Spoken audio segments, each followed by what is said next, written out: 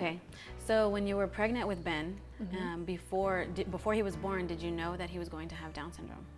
Not exactly. We did the quad screen, which is just a screening test. It's not diagnostic, but it'll tell you about neural tube defects and chromosomal issues. And so it came back with results of that we had a 1 in 19 chance of having a child with Down syndrome. Really, I didn't do any research. I didn't look it up. I just thought, I will cross that bridge when we come to it.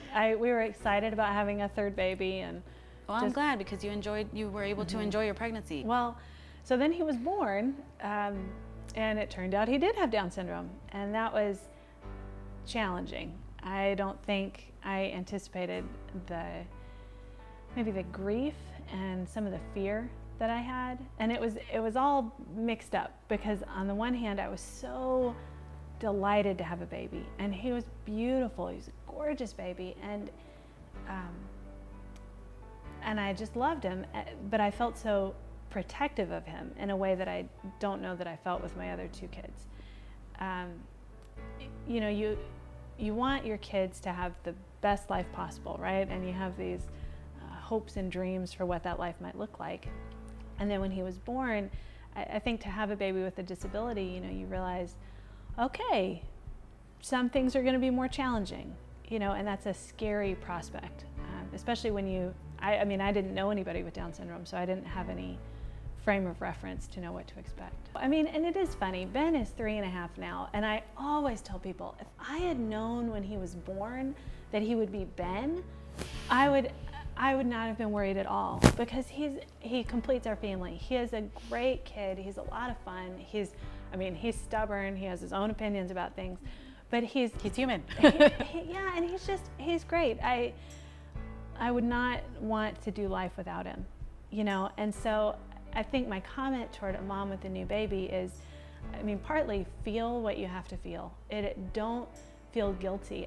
I think it's very common for moms to look back and feel really bad about like how hard it was to accept. Yeah, well, and accepting the diagnosis and saying, oh, I didn't, you know, see this for my child. Right, and I think, you know, it is what it is. Feel what you got to feel. If you're sad, I mean, go ahead and give yourself freedom to be sad, but at the same time realize that you have a baby, and that baby, I mean, when they have a baby with Down syndrome doesn't need anything different from any other baby, you know. And so when you have a newborn, you're doing all the same stuff you're doing for any newborn. You know, you're feeding and burping and changing and sleeping for 2 hours at a time. It's all the same thing, and you just, you know, enjoy your baby. And the thing I would tell moms, I feel like if you are a family member, if you have a friend or family member who has a baby with Down syndrome, what you need to do is tell them congratulations and say, you have a beautiful baby. That's what you need to say,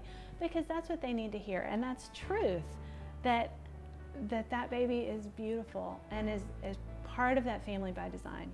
It's a blessing either way, God's blessing. Right. Okay, so then having Ben led you to make the association, begin the association of the RGV Down syndrome. Right. Well, so I hadn't done any research. So I got home from the hospital and I immediately got on Google and looked up, you know, Down syndrome.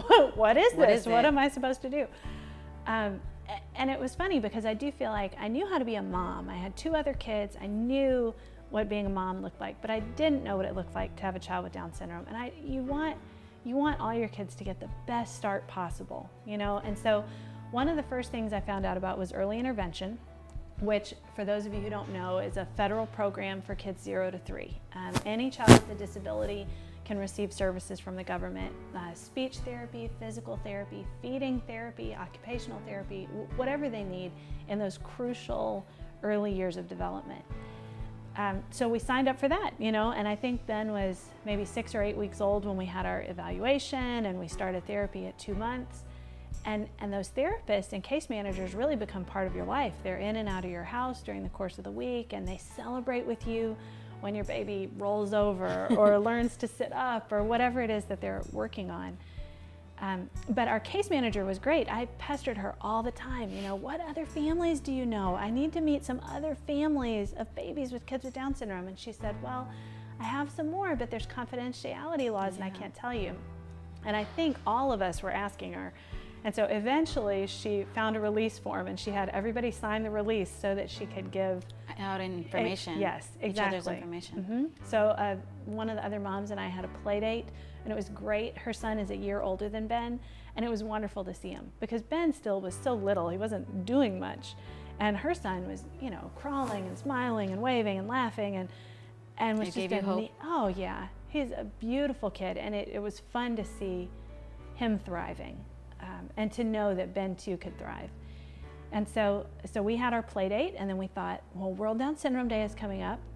Ben was born in 2011, so this was March of 2012. I think there were 7 families that got together for a potluck, and it was amazing. Neat. Yeah, it was just wonderful. We had pizza, and I don't know, everybody brought something, and Ben was the youngest baby.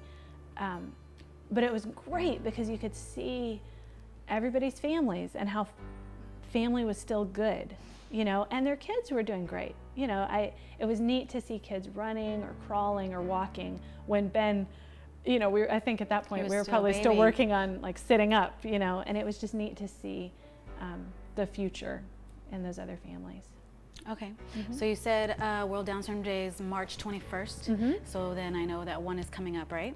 Yes. And you have an event? We do. We are having a movie in the park. The city of McAllen is graciously sponsoring this event, and so we're hoping to have around 1,000 people come out and celebrate individuals with Down syndrome in our community. Wow, so you went from 7 families to 1,000. Right. Well, Well, I think in terms of individuals with Down syndrome in our county, I think I've done the math right, and there should be around 1,100 individuals with Down syndrome in our county.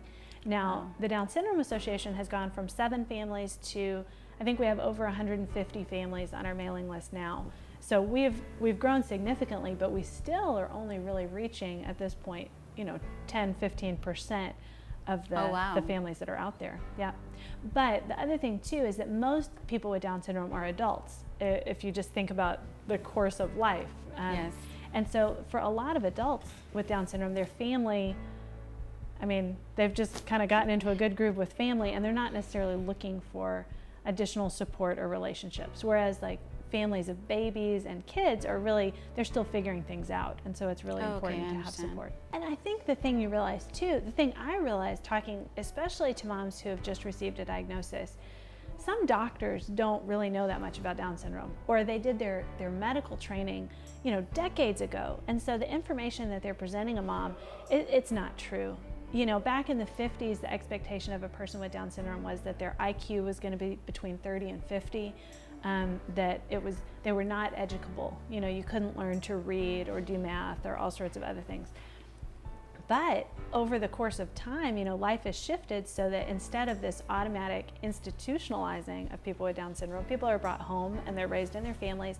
And now Down syndrome hasn't changed at all. Down syndrome is exactly the same as it was. We have that. Right, 50 years ago. But the IQ now is 50 to 70. Life expectancy instead of being 20 is 65. Oh, wow. People with Down syndrome read, they do math. There's a fellow in McAllen who has his driver's license. I mean, it all depends on each different person. It's different for everybody. And the more that we include and welcome and celebrate people with Down syndrome as part of our community, the more those individuals with Down syndrome are going to be able to accomplish.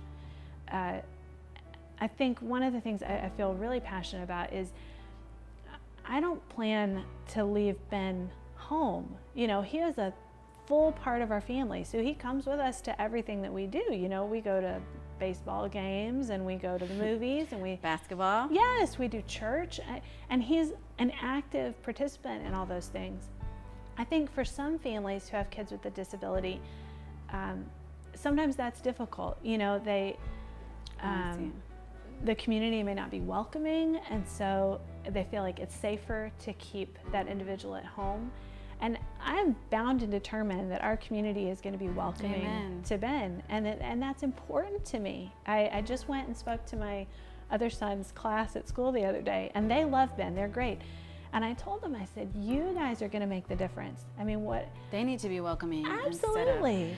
Yeah, my sister, when she was younger and we would take her out, she would cry because she said people would stare at her and she didn't understand why. And so I would tell her they were jealous or they just couldn't believe they could see my sister there out in the public or whatever. And so she got happy. But yeah, it's mainly about educating our other children or other people in the community about what it actually is, and not only Down syndrome but all the other disabilities, so they won't be scared or so they can just go up and talk to them and not have to, I don't know, wonder what would happen. There's a t-shirt company and their slogan is "Be comfortable with difference," and honestly that's what I would really like to see happen. I would like to see, especially with our kids as they're growing up, that they're comfortable with difference, that we recognize that not everybody is going to be good at all the same things. Not everybody's going to look the same or be interested in the same things.